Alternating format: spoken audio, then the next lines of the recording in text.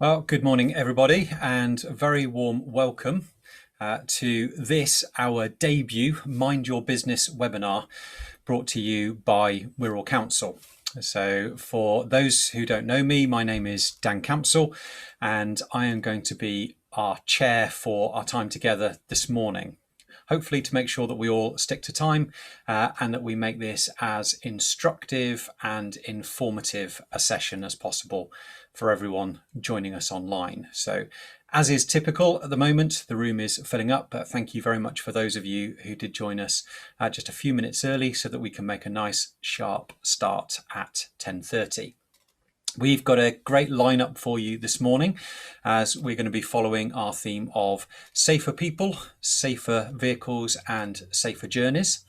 And we hope that that's going to, the presentations and contributions from our lineup this morning are going to throw up some questions for you that we want you to engage with.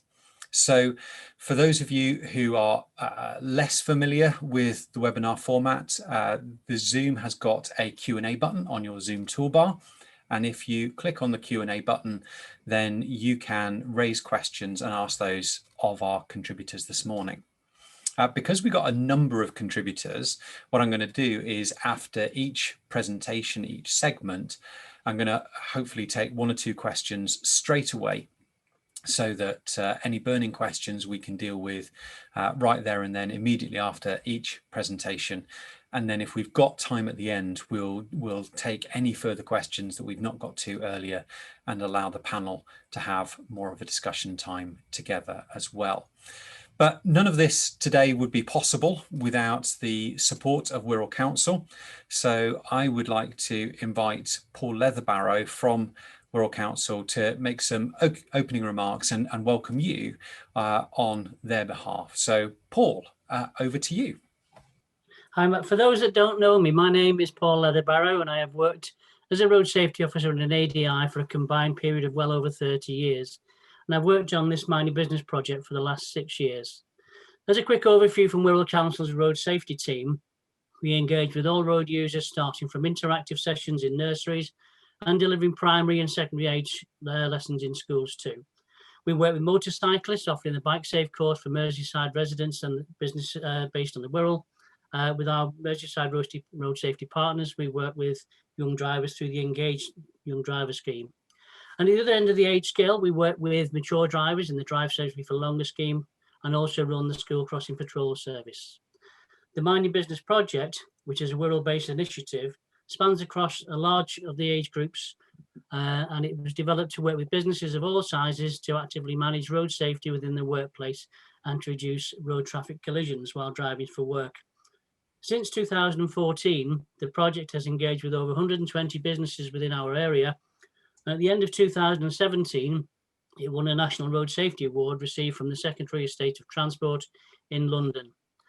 None of this would be possible without our amazing team leader, Rhiann Hughes, who keeps everything ticking over by proactively managing our great team.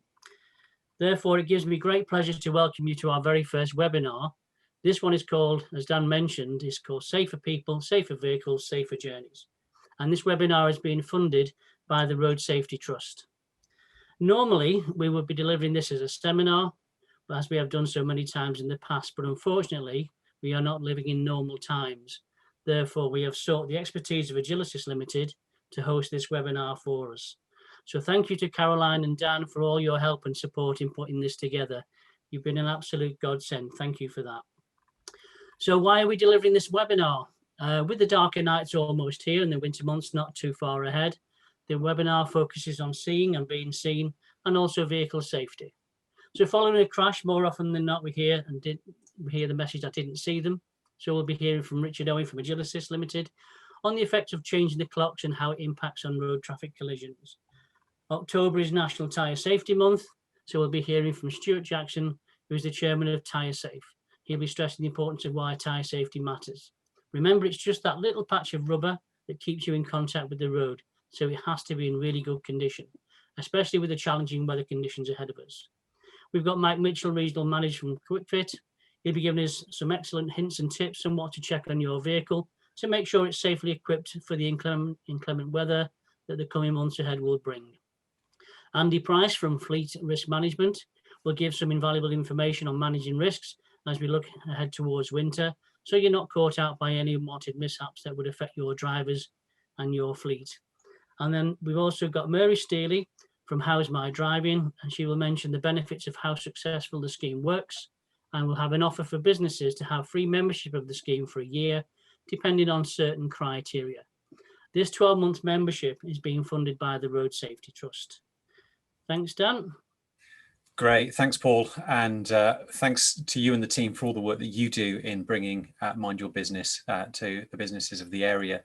So without further ado, we're going to jump straight into our content for today. We've got a fascinating subject first off. What happens to road risk when you change the clocks? Might not be something that you've thought about particularly, but I'm going to invite my colleague Richard Owen to present some material on that, which hopefully you'll find really fascinating. Thank you very much, Dan, and thank you, Paul, for those kind words. Okay, so I've got a short presentation here that I'm going to go through, and assuming that we can get it all up and running, everything should be fine. There we go. I think we've all got used to using Zoom and Teams and all these things over lockdown, haven't we? Okay, so what I'm going to talk to you all today about is the effect that daylight saving time, or the removal of daylight saving time, has on road safety. So first of all, a little bit about the history of daylight saving time. And this was quite an interesting piece of research that we did. What we did is we had a look at the history of this. And actually, you know, it first came up as an idea around 200 years ago in America, but it wasn't something that ever caught on. And it was actually the Germans and the Austrians who decided to implement it in World War I to save coal. And it's largely to make sure that people were not spending time, you know, at home at night when it was dark and cold. So they just changed the clocks so that, you know, people wouldn't be using this precious resource at a time of war. We quickly implemented it only a few months later, although, you know, the UK had been talking about this for a little while. And the share screen's gone. It's Rich, you're sharing in presenter view. Can you just make sure that you're sharing the actual slideshow? Thanks. How about that? Is that better? That looks better. Thank you. Now let's jump to slide. Okay. It's a Zoom thing. Let me just try to share a screen instead. How about that? Tell me if that one suddenly changes when I go back to the presenter. Is that okay? Appears to be okay. There we go. Right. Well done. Thanks. So actually, debates have raged about this for a number of years, ever since it was introduced. And it's about the benefit of having time in the morning, daylight in the morning, or daylight in the evening. We can't generate the extra daylight. It's just when is it most useful for us? And actually, around 10 years ago, changes were considered. That was included in a private members bill, but unfortunately that was defeated at the time. I'd say unfortunately, because a lot of people think that it would have had a benefit if we just stuck to having summertime all year round. Now the European Union, for those members, which we're obviously not one anymore, have said that this will be scrapped, although that's yet to be implemented. It'd be interesting to see what happens if this changes in the rest of Europe, but obviously not in the UK. What I did, I had a quick look at some of the more recent data. And what I did is I looked at each month of the year, and then I looked at each individual hour time period of the day. So this is the collision data that we look at on a regular basis. So this is for the whole of the UK. And you can see the cell that I've picked out there, which is showing the most dangerous or at risk time period of the year, and it is, you know, highlighting November between 5 and 6 p.m. as being the high risk. And this is a time when you would have expected to see much more daylight if we weren't having this clock change. Actually, if you compare that against October, that's a 28% rise in people killed and seriously injured. That's equivalent to about 50 people per year injured on the killed or seriously injured on the roads. Now, Obviously, it's more complicated than just looking at that raw number. So what I'm going to do here is just reflect on some of the findings that we had from a report that we published actually almost 10 years ago to the day. So this was one of the first reports that we did as Road Safety Analysis, our not-for-profit organisation. And what we did is we had a look at many more different factors, looking at the two weeks before the change and the 2 weeks after the change. So to focus it more on specifically what happened around that time. And what we saw is that there was an increase in crashes both in the March change and in the October change, which was quite a surprise, although the autumn change had a far greater impact. We found that it was pedestrians that were more likely to see an increase in risk. 51% of the additional crashes involved pedestrians being injured. So that tells us a little bit about some of the circumstances that are happening. And we also saw some regional variation as well. We thought intuitively at the beginning that it would be, the people in more northerly latitudes that would benefit from this, because there's less light at those higher latitudes, so you thought that saving it at those times would be more helpful. But that was not the case, either in the March change or in the November change. And we found that it wasn't just the poor weather, because obviously, if you look out the window, it's certainly raining here horribly today. We do tend to see more bad weather in November, but we accounted for that, and that certainly wasn't the case. There wasn't necessarily an increase in the percentage of crashes that were taking place during adverse weather conditions. In fact, if anything, they fell slightly in the study period that we looked at. So here's the data for Merseyside. So I could have isolated it just for the Wirral, but we're starting to talk about pretty small data sets here. So this is actually all crashes as well for the whole of Merseyside. So this is for the last 14 years. And it still shows that individual time period in November as being the highest risk in terms of number of crashes. So it's not just something that you see nationally, you do see it within the local data as well. So yeah, this is flagging that, this 1 hour period is the highest risk period, and it's something that certainly we as drivers, those of us that run fleets, those of us that are involved in, communicating with members of the public, really need to be aware of. So this is a screenshot from our mapping software. So this is something that we provide to Merseyside Police. So what I've done here is I've just focused in on the Wirral and then looked at where those crashes have occurred in November.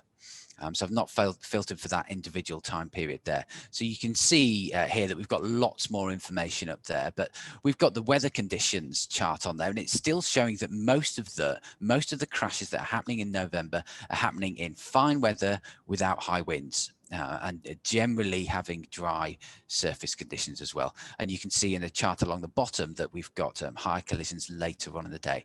So, if you're thinking about the risk factors, it's not always necessarily when it's wet. It can be dry and fine conditions that are causing these risks. In terms of other people, ROSPA are very keen to see the change in British summertime to make sure that that's kept all round. Lots of really good reasons for it outside of road safety. The impacts on hospitality, leisure businesses in the evenings. We spend more on fuel. Those mental health issues as well. Some people really do struggle in the winter, and then having more light in the evening would be better for people getting out and about. And then, actually, most people in this country are really supportive of it.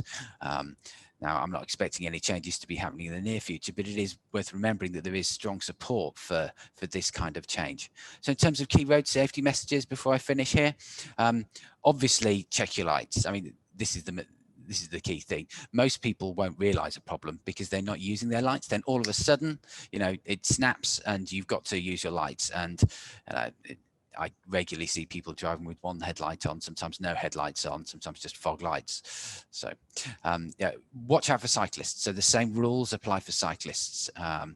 Many of those, won't have a set of working lights at all. They're used to just cycling backwards and forwards when it's sunshine. Pedestrians, we've already talked about those being harder to spot at night and may not be wearing high-vis clothing. There's no requirement for people to do that. Interestingly, in Estonia, there is a law that says that pedestrians must have an item of high-vis. But then it also takes 20 to 30 minutes for your eyes to adopt to darkness. So if you've come from maybe a bright office environment or a factory or something like that, and you're driving home, for those first 20 minutes, your eyes aren't going to be adjusted. Then also those with poor and defective eyesight suffer even more in darkness. Okay, so that was my brief presentation. I hope you found that interesting. And if there are any questions about the analysis, I'll certainly do my best to answer those. Great. Thank you, Richard. That was really interesting. And as I encouraged you at the start to get your questions in, Steve Atkins has been the first one to throw a question into the mix. So I'm going to lob that in your direction, if that's okay, Richard. He said, fascinating data info. It'd be really interesting to see what the impact of COVID-19 and reducing vehicle journeys has on accident rates for 2020. Now, I happen to know that you've done some work in this area. So what can you tell those who are watching about any changes that we've identified so far? Yes, it is something that we've been looking at. I mean, obviously, as soon as lockdown happened, we saw massive reductions in traffic. You would expect to see a commensurate reduction in casualties at the same time. And in fact, that's something that has been observed in many countries. So across much of Europe, they saw, very large drops in killed and seriously injured casualties.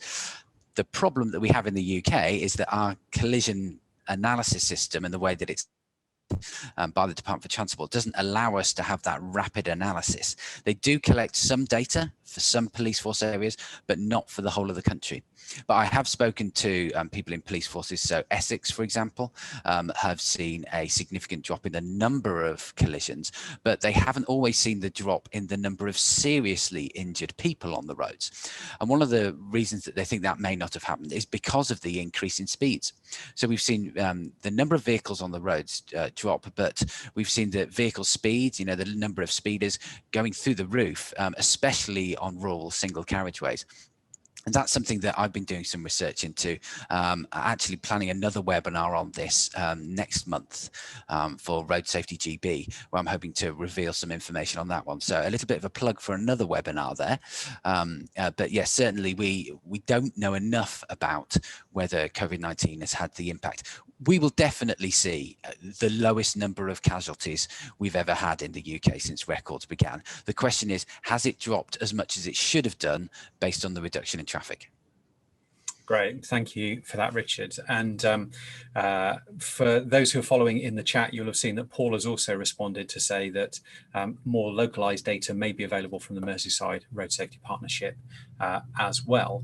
And Colette, you've asked whether the data, this data can be used for awareness for your drivers. We really hope that you take the lessons and learnings from this webinar and you are willing to apply those in your own work context. So yeah, please do share this information. And this webinar will be recorded as well. So at the end of today, for all of you who've signed up, you will receive a further email which will give you links to the recording so that you can share that internally with your organizations as well.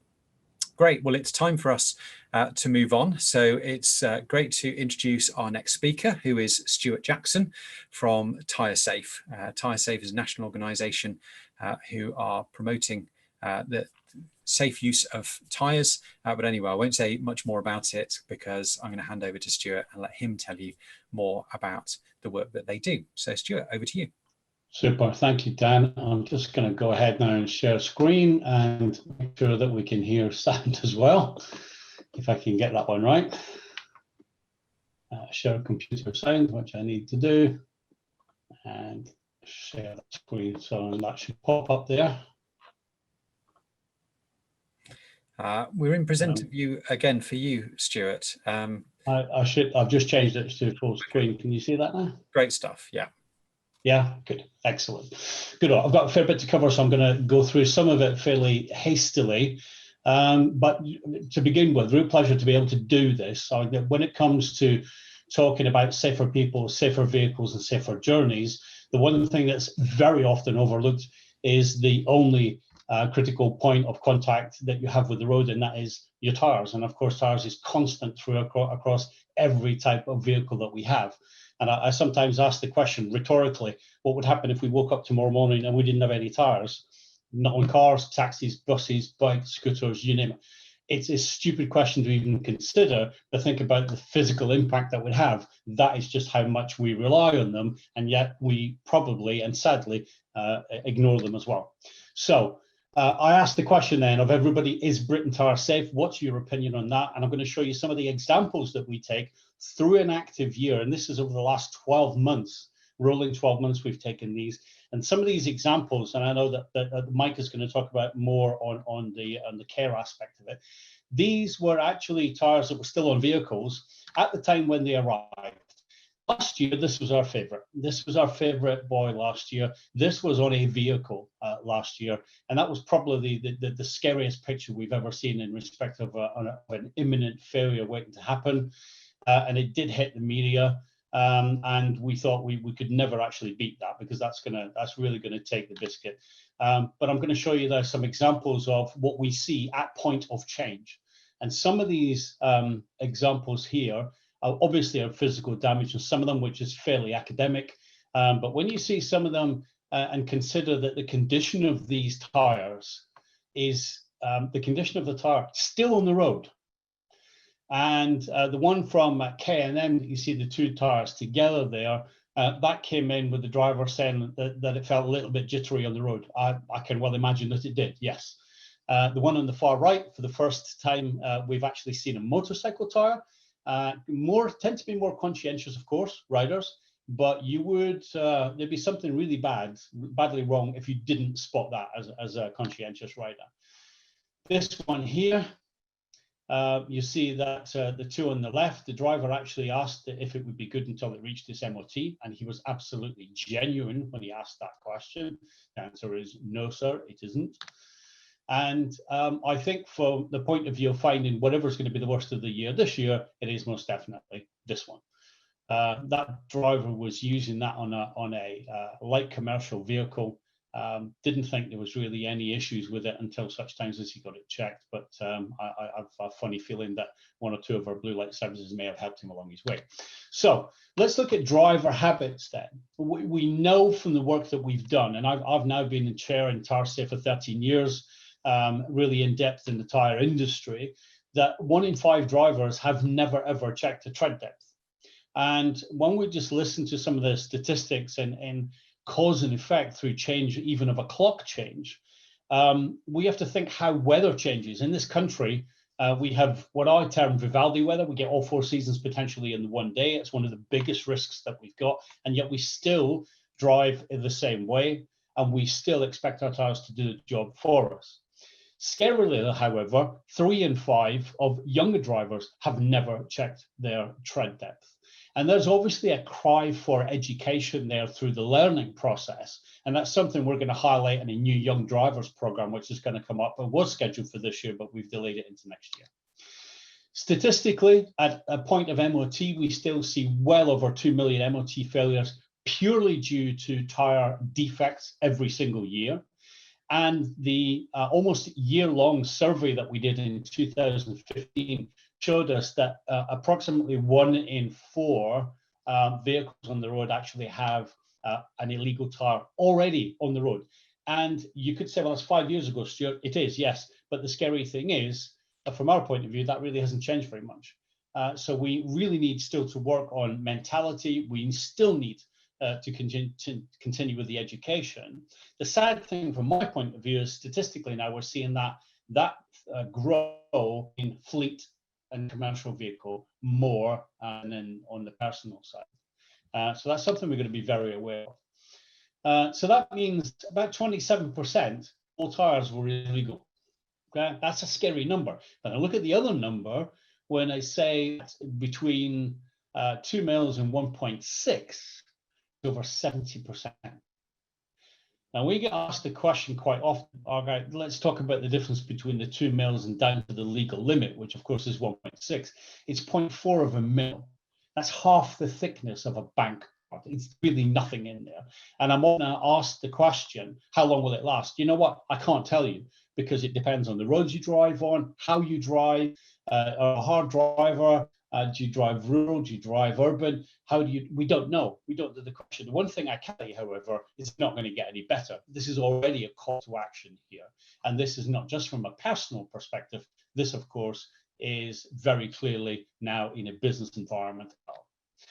Expert knowledge. I put this in really quite late in the day because I wanted to share some of the comments and some of the feedback that I hear when we do these types of seminars, particularly when we do them face to face. Fleet people say to me, now we now change it 2 mils instead of 2.5 because it saves us money. No, it doesn't. It's false economy. We haven't finished the official survey into this, but at the minute it's looking like somewhere between 50p and £1 is what you would save. And if you can justify to me that £1 is worth putting somebody's life at risk, then you'll have a heavy debate on your hands. Only that, of course, you're going to use an awful fuel. It's not up to me, it's to the driver. That is most definitely the case when it comes to driving from a personal perspective. But if you are in a business environment, yes, it is up to you. You have to make sure, one, that your drivers have tools and the education to know what to do and how to do it. But not only that, you have a duty of care as well. I had this comment, even carrying a lunchbox increases our running costs. Interesting one. So my retort to that was, are you telling me every single one of your drivers is exactly the same weight? Because that's completely irrelevant and it's even as stupid to say. And one of the most scary things for me that came up in response to some social media work that we did was two people from inside business, one who is a health and safety manager and the other one who's a fleet manager, who said we didn't even know that tires had a date code. If ever there was for us to educate, there you go. So benefits of tire safety, what do you want most? It's very simple, really. They want to pay next to nothing to last as possible. Let's talk about under, which is big, where that you some of those examples. Is that we waste about £600 million on fuel use every single year. What car? You would disagree with that and say that that's 24% in 800 million, and they would say that's percent, and it's costing us over $1 billion a year, and this cost conscious. So if you want to get the best out of the one thing you don't want to do is run them under inflated. Okay, what I'm going to do is I'm going to go to our next presentation, if that's okay, because we've lost, we've lost.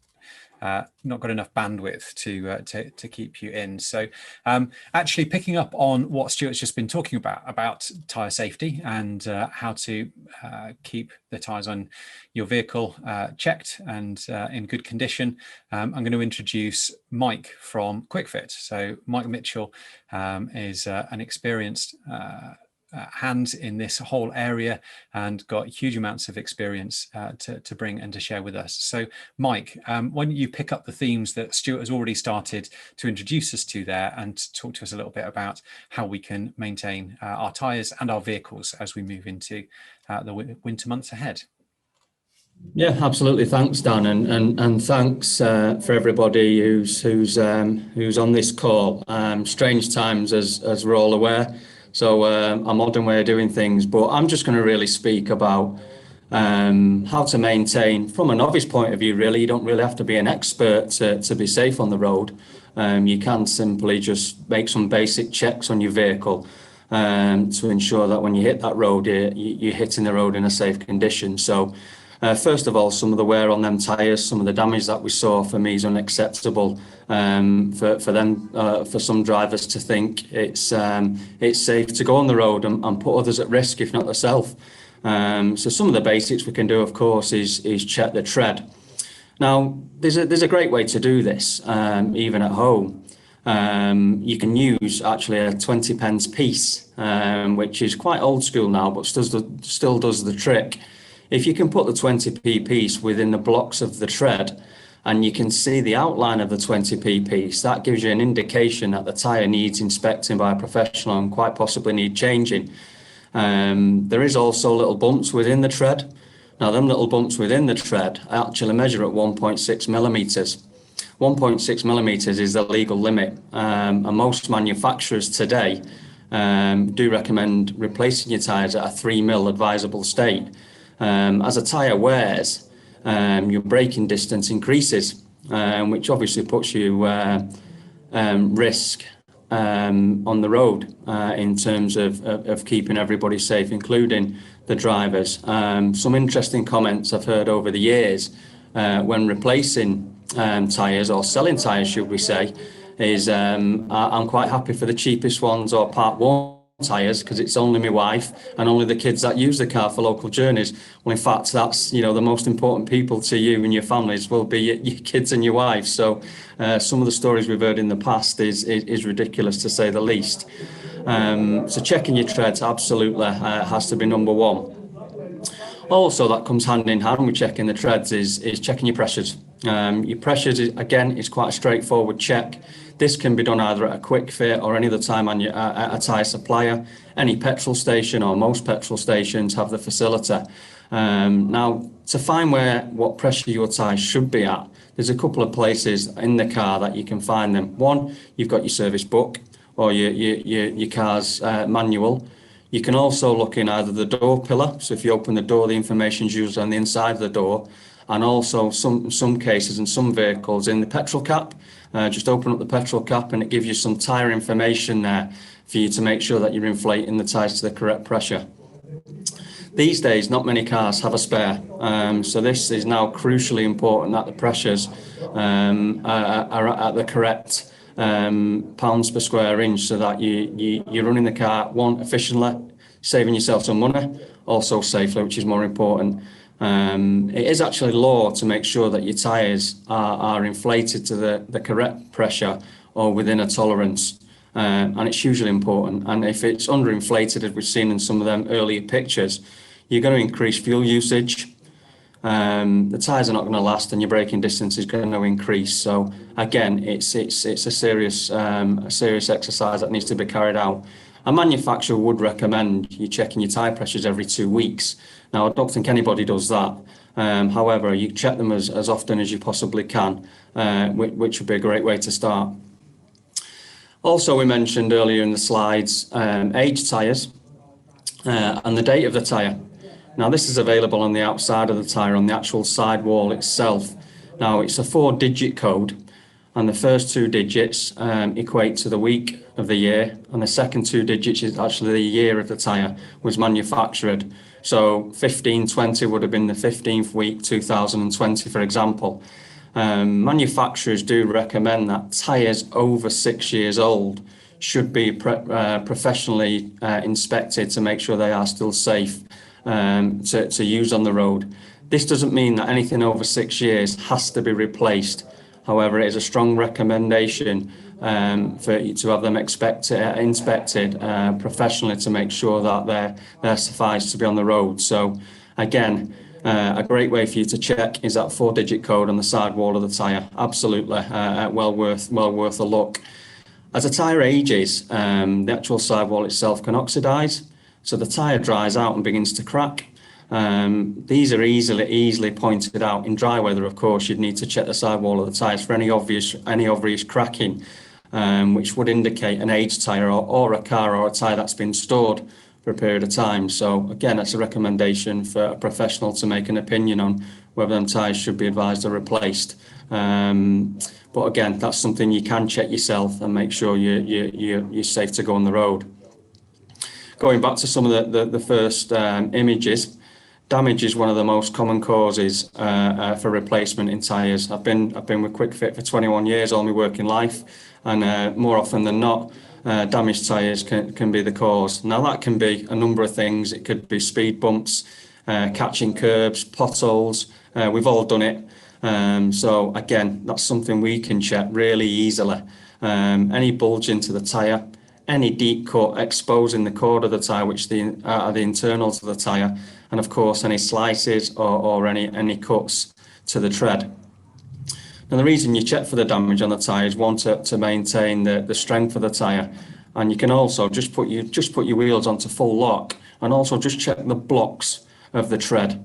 The blocks of the tread will of course disperse the water on the road and the snow on the road. So it's a great idea to make sure that there's no nails or any sort of unseen debris, and be able to remove some of that. And if not, seek professional advice if you're unsure. So all of these checks are available at QuickFit. We've done a lot in the Wirral in terms of winter safety checks, i.e. checking your battery, your tyres, your tyre treads and your tyre pressures as well.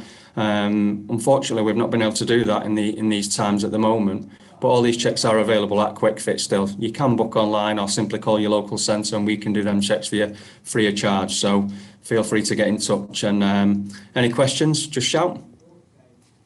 So one question that was raised actually by one of the other panelists just whilst you were talking was that actually of the crashes that are reported, the injury crashes that are reported, only around 1% of those are reported as having tyre defects. But from what we've heard from both yourself and from Stuart, it sounds like there's quite a bit more the tyre performance out there on the road in the vehicle park in general is probably a bit lower. Do you think there's something that we're missing there about how often tyres might be at fault for some of the crashes that we see?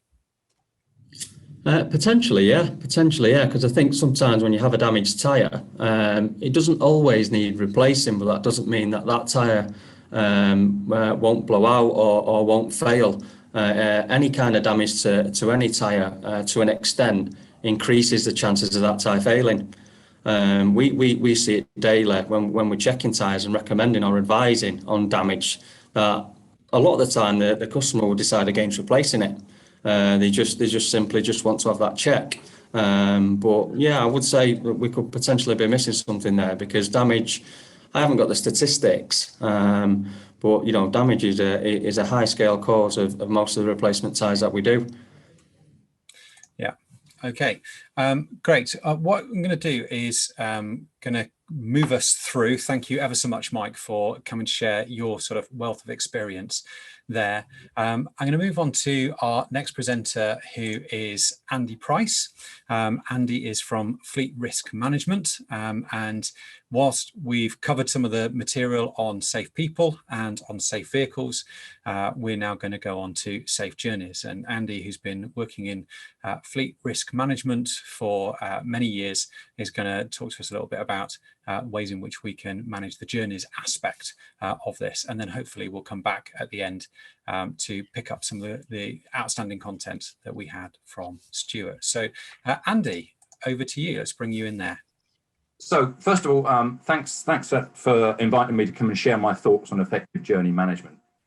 We've only got a limited amount of time this morning, so I'm not going to go into any depth in anything, but I thought I'd give you some insights in what I think you need to do from a management perspective, some thoughts on managing this as we get into adverse weather conditions, a little bit about route planning and scheduling, and then I'll look at where this all fits into the wider work-related road risk management program, because it's important when we think about these things never to do things in isolation, because there's always some interconnectivity between things. But the first and fundamental question we should always ask ourselves is whether the journey is absolutely necessary. That's a fundamental way of managing risk, and it's a question we should always ask ourselves. And when we look at road journeys, in terms of minimizing the risk, we go through the proven health and safety hierarchical controls. Can we do anything to eliminate the risk? Now, this webinar is a great example of that. In pre-COVID times, we'd probably be driving to a venue to listen to this, but actually we're using alternative technology, eliminating the risk, and it's also more environmentally friendly. And I guess the interesting question here is we've all been doing this a lot more since March. When things go back to some sort of normality, will we continue to do this for some of the things we'd normally make a journey for? But if we can't eliminate it, can we substitute it for something of a lesser risk? And that would be plane travel and train travel, which are significantly more much more safe than traveling by road. And if we can't do that, what can we do to manage the risk? And when I talk about managing risk, I'm not necessarily talking about safe driving policies and procedures, although obviously they're important. Quite often, to have an effective risk management process, we need to modify operating practices and procedures to create an environment in which people can drive safely. That's a really important point, because most people focus on just having safe driving policies and procedures, but often we need to do something differently at a management level in our operating practices and procedures. So when we're talking about extreme weather conditions, I think there's a few things to consider. First of all, if official advice is don't travel, then we shouldn't be traveling. And that's an easy thing to say. And I guess what you need to decide as an organization is which of our journeys are essential. Communicate that well in advance of any poor weather conditions, so that people who know they have to make official journeys know who they are, and their managers know who they are. Because if not, then confusion sort of can arise as soon as the weather conditions deteriorate. And whilst we don't have a legal obligation to manage commuting from a work-related road risk management perspective, if the message to our fleet drivers is don't travel, it's too dangerous, then should we be allowing people to commute to and from work using their vehicles? Because the risks are the same. It becomes a business issue. So if we have got people who have to make essential journeys in poor weather, make sure they've got the right equipment. So the vehicle specifications, if we're talking about cars, maybe you need to specify four-wheel drive vehicles, maybe winter tires, maybe have the appropriate ancillary equipment, such as a shovel, food, water, charge mobile phone, those sorts of considerations. And of course, the drivers need to be trained in how to do that, but the training has to be up to date. It's no good training someone 2 years ago in skid avoidance techniques, for example. They don't get the chance to put that into practice, they'll have forgotten as soon as the weather deteriorates this year. And the important message here is, just because you've got drivers who've got the appropriate equipment and have had the correct training, it doesn't mean the journey is safe. And we've all seen pictures where roads haven't been cleared for whatever reason, strewn with vehicles in snow or icy conditions. So just because the vehicle's got the correct, has the ability to work in those conditions, because they're sharing the road with vehicles that don't, an employee can still get stuck, and the risks are there. And lastly here is, I encourage you to get employees to carry out a dynamic risk assessment and have the management support to support that. So that if they're during a journey or at the start of a journey, they just think conditions are too bad, to have the ability to not make that journey. So that's some of the considerations in extreme weather. Just a couple of points on scheduling and route planning. Don't assume people know how to plan a route or to set an effective schedule. All too often we see people zigzagging all over the country. So there's a couple of things here. You can either plan and schedule for your employees, or if that's not appropriate, train them how to do that effectively. Some of the considerations would be avoiding high risk times of day. So typically that, if we can avoid rush hour travel, do so, although rush hour looks very different now in the COVID times. Avoid traveling between midnight and 6 a.m. when the body would be much rather asleep. Avoid traveling, if we can, near schools when we know pupils will be cycling or walking to and from school, things like that. But perhaps more importantly is the fatigue management element of scheduling and route planning. We know fatigue is one of the big four killers on the road, along with distracted driving, inappropriate speed, and impairment. And the sorts of things we need to think about here is, what's the total length of the working day, including driving and commuting? How often should breaks be taken, and how long should those breaks be? When is it appropriate to have an overnight stay? These are some of the things we need to think about. So where does all this sort of fit into the wider risk management process? Well, we certainly haven't got time to go into depth in this. As you can see, there's a number of elements based on the proven health and safety of process of plan, do, check, and act. But Some of the elements that we need in the plan section, well, clearly our policies and procedures need to be aligned to the need for safe driving. But perhaps more importantly, we need to train our managers in their roles and responsibilities in this, how they influence their employees, but also how to support them when they've done their dynamic risk assessments and they decide that it's too unsafe to travel. In the do phase, this is where the training would come in, if that's appropriate for those making essential journeys in poor weather. This will be where the vehicle specifications comes in, and this will be where the dynamic risk assessments come in. In the check phase, this would be typically post-incident reviews. The question you need to ask yourself when an incident has occurred is, what have we done as an organisation that may have contributed to that risk, that crash occurring? And obviously, if any of the findings of that are failures in journey management, that needs to be then taken through to the act phase to actually change something and do something about it. In the act phase as well is we need to be auditing to make sure any policies and procedures we do have related to journey management, such as taking breaks for a certain time, that they're being followed.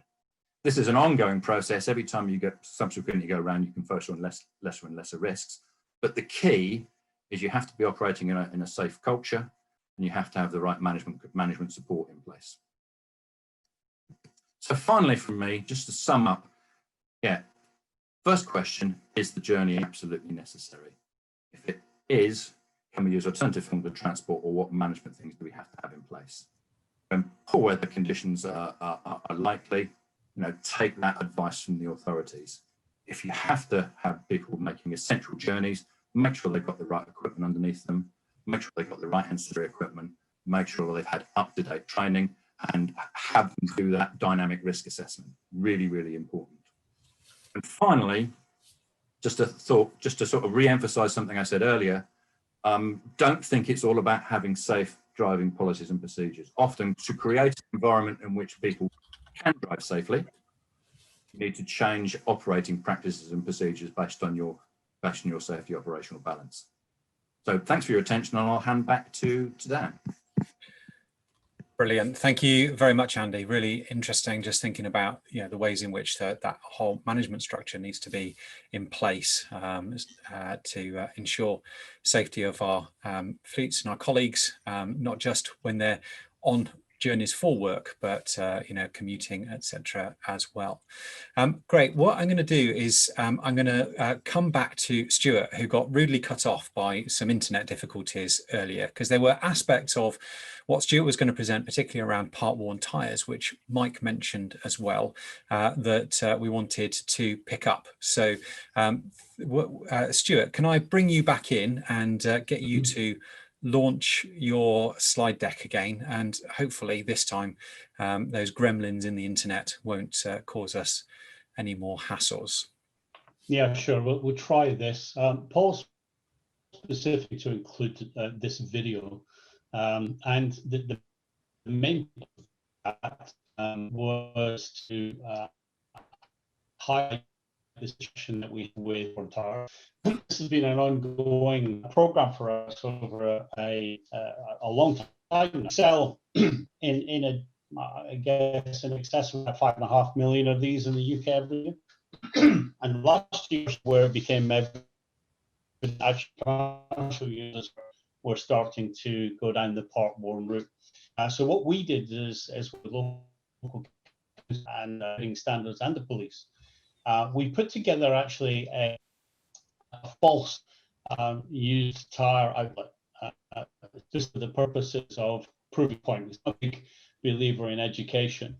And we put this together and filmed this. These are genuine concerns. So one actor in this to show us how you can change people's attitude, show them exactly what's under the surface and what the hidden dangers are. So hopefully this will run. If not, what I'll do is I'll just wrap up with a couple of slides which will guide everybody the information is, and they can go for them.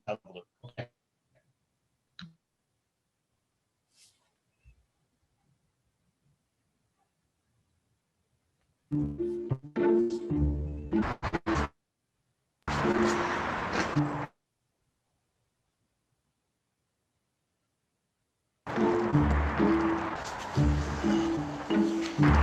Hello.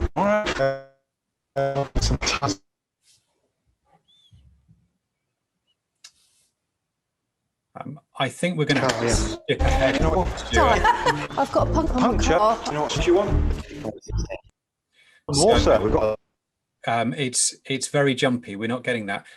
Hopefully, we'll be able I to. can only assume, I can only assume that it's there for us. So I'll have a couple of pointers of where everybody can go to, and you can see this video in there as well. The new TireSafe website has been complete, done, brand new experience. Everything's broken into specific. You'll see there even the check that Mike talked about, 20p is there, how to advise, the resources you need from a personal point of view, commercial point of view, and into every different area. If you tow, if you're a bike rider, if you drive a car, if you drive a van, so see that. There's a new members on there that there's all the resources are there for anybody to you can use these internally point of view as well, and they can also be personalized, free to any safety organization, government department. So there's no cost to be a message going there, and we'll do your signing for that. And all of the campaign summary information, the animations that you can use, go look at that and go look at that Fit and Whole. I'll support you with links so that you can, so everybody can have a look at that, because watch. And then the questions for us, Dan, of course, will be more than happy with any question, that's any guidance in tire safety programs, checking process, just coming back and confirming the information it might give you, which is really, from my point of view, just the top the statistic that you raised, a lot of related incidents associated with collisions or accidents. Actually, we know for a fact of those are not required at the time. It's a requirement, but it is changing, so it's more so, and you'll see accurate information coming from that. So we will see more right to the end of the show of better information on it. So sorry I couldn't go through everything, just Sure. bad bandwidth. Yeah, but what's clearly got through, Stuart, just to encourage you, is a number of people have now started asking the questions and answers, and also in the chat tool in Zoom. Can we get links to those things that Stuart has said was going to share? And the answer is yes. So as Stuart's just been saying, the TireSafe website has just been massively overhauled, and a lot of these resources are there, but we will make sure that when we send you out the follow-up email after the webinar today, that we direct you to the links that we've been talking about. And many of these things that there are, as Stuart was just saying, there are animations, there are videos, there are resources that you can access through the TireSafe website that you can then cascade within your organizations and make sure that your employees and colleagues are exposed to. So there's a wealth of stuff there that we will make sure that you are signposted to as a follow-up to this section. Okay. I'm just going to do one other brief sort of direction to signposting towards another website before we bring in our last contributor. We've already heard a little bit from Andy Price from Fleet Safety Management. And Andy and myself some months ago worked on a project together that was funded by the European Bank of Reconstruction and Development. And Paul just asked whether I would share that so that you get to see a little bit of a resource that's available for you. It's called Road Risk Toolkit, roadrisktoolkit.com.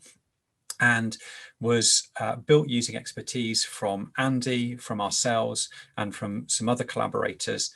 And we developed a fleet risk management toolkit that's primarily there to be used for people in some of the lower middle income countries that are being supported by the European Bank for Reconstruction and Development. But there are e-learning modules in there, and there are also fleet management resources in there that could be used and could be transposed into your context. All of the resources are available in English. They also happen to be available in Arabic, in Russian, in French, in Spanish, and soon to be in Mongolian as well. So even if you've got a multi-cultural team, you might even be able to access some of those resources for members of your team. But that's available at roadrisktoolkit.com. Let me just stop sharing that then. And great to be able to welcome our final contributor for today. As part of the wider package of support measures that Wirral Council have been offering through Mind Your Business, they've teamed up with How's My Driving to offer local businesses the chance to take part in this scheme. So I'm delighted to say that I'm joined by Mary Steely from How's My Driving to tell us a bit more. So Mary, great to have you with us. Do you want to just tell us? Do you want to just tell us a little bit about how the service works? Yes, well, hello everybody. As Andy talked about, the more hours you're on the road, the more chance of having a collision increases. And we're very aware company managers are trying to reduce costs and keep everybody safe. So it's a tricky balance to strike, but How's My Driving is a cost-effective solution to that. Essentially, you're putting a badge on the rear of your vehicle with an individual tag number, easy to remember tag number. Members of the public call in. We've got UK-based call centre, 24/7, 365 days a year. We quality check the reports when they come in, send it to fleet managers. Fleet manager interviews or discusses with the driver and then feeds back to us. And if the caller has asked for feedback, we provide that feedback for you. And then the incident report remains on your area of the website.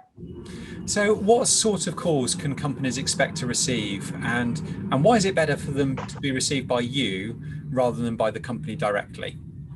Right, well, 2 points here.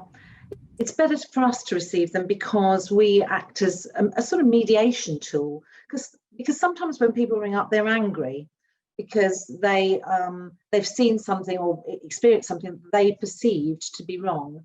So the fact that our call centre staff are trained to be impartial, and it sort of calms and neutralises the situation, which is great.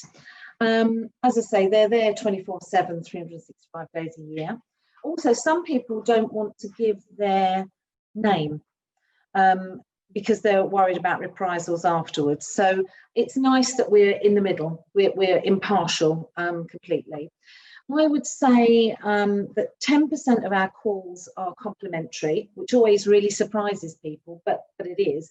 And it will be something like a driver has been super courteous in heavy traffic and allowed somebody to pull out of a side street. Another 10% will be equipment failure. So it will be things like, can you tell the driver that his rear passenger side light is out? And then the rest are what I like to term as constructive feedback, shall we say. So, but it could be something like the driver was in the wrong lane approaching the roundabout, had to cut across traffic at the last minute, causing drivers to brake suddenly. But the really important thing to remember, Dan, is that every incident report, whatever type it is a valuable report because it gives the manager the opportunity for supportive interaction with the drivers in a bid to prevent a potential collision. Sorry, Dan, you're muted. I'm muted. It was because an aeroplane flew over, so I just decided to try and stop it interrupting you, and then I interrupted myself. Sorry. Yeah, I was just saying that I imagine that data is hugely important. What kind of impact do you find it has on customers who are on businesses who are part of the How's My Driving scheme? Well, the impact is actually twofold because, first of all, what a lot of people ask us is how do drivers feel about it? And the honest answer is they're sometimes quite resistant to it because they feel that it's going to be used as a sort of driver bashing tool by their company. But How's My Driving don't advocate that at all. It's there to support the fleet managers and to support the drivers. So it's about keeping the drivers safe, really, not a disciplinary tool. But it does act as a think twice device for the drivers. and it makes them really aware of their driving style. I'll give you a really, really quick example of that. One of our clients is the British Red Cross.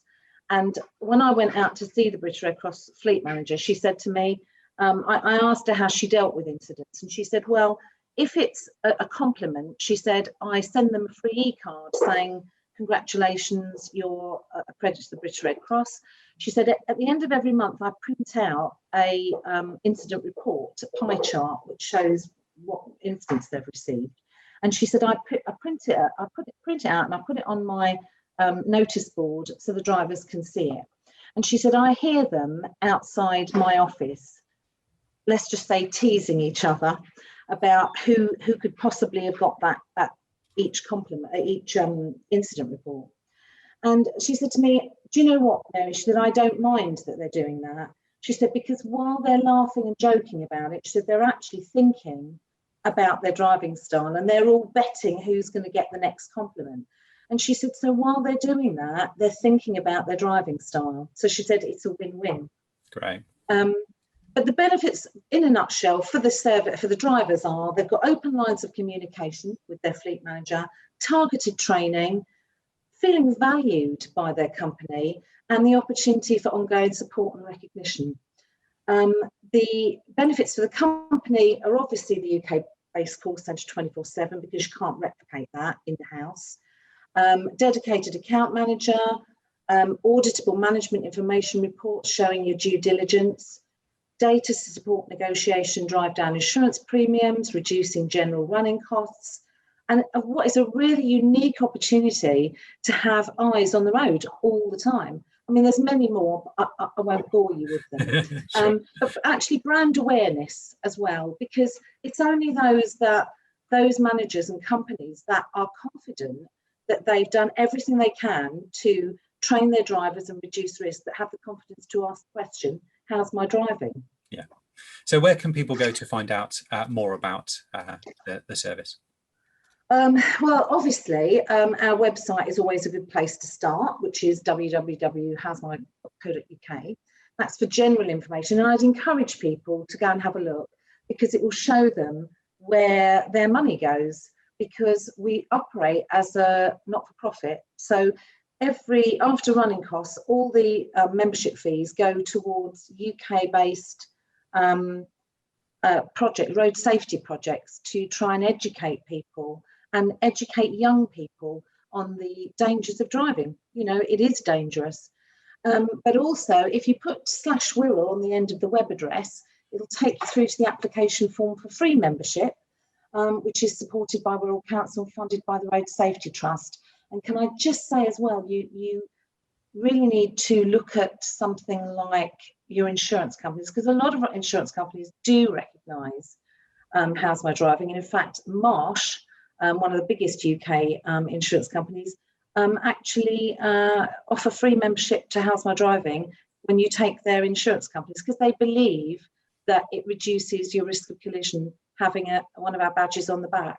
So yeah, so it's win-win. Fantastic. Mary, thank you for coming to share. You're so welcome. Yeah, great to have you with us.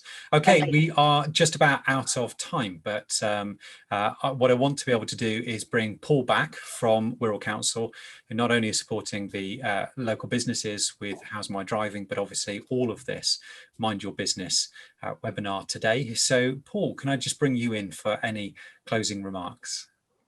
Yes, thanks very much for that, Dan. Once again, I would like to thank Dan and Caroline for doing an amazing job this morning hosting this webinar on behalf of Wirral Council's Road Safety Team and its Mind Your Business project. I would also like to thank all our guest speakers for giving their valuable time to deliver their presentations. To Richard Owen, to Mike Mitchell, Stuart Jackson, Andy Price and Mary Steely.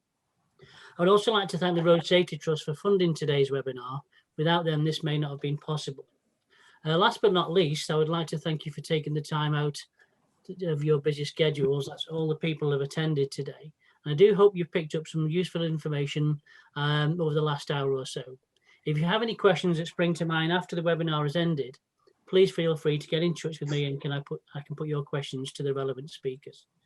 As Dan mentioned, the webinar will be available to view online once this session has ended. or not so long after. So please feel free to inform your colleagues. They may want to benefit from this. And as you're probably aware, the Mind Your Business project offers local businesses access to many road safety interventions, policy advice, driver profiling, eco driving assessments, newsletters, seminars, webinars, lunchtime learning sessions, and as Mike mentioned before, pre-winter vehicle checks, mainly tyres and fluid levels. Although COVID has an impact on some of the delivery of these, we will try and get back to normal running as much as we can really in the near future. But again, Dan, thanks for being a great host this morning. It's been really, really useful. And again, thanks for all the speakers for sort of, going out of the way to sort of taking your time. Thank you very much. Thanks, Paul. And yeah, just to reiterate, Paul's thanks to all of you. Without you coming and spending time being participants in this webinar, it wouldn't have the value that it does. So as we've said, there'll be an email coming out shortly, which will give you links to the recording of this webinar, which you can share with others, and also many other links referencing material that we've talked about during the webinar today. So thanks for your participation and your time. Look out for hopefully more webinars like this coming down the track in the near future. Enjoy the rest of your day and stay safe out there. Thanks very much. Bye for now.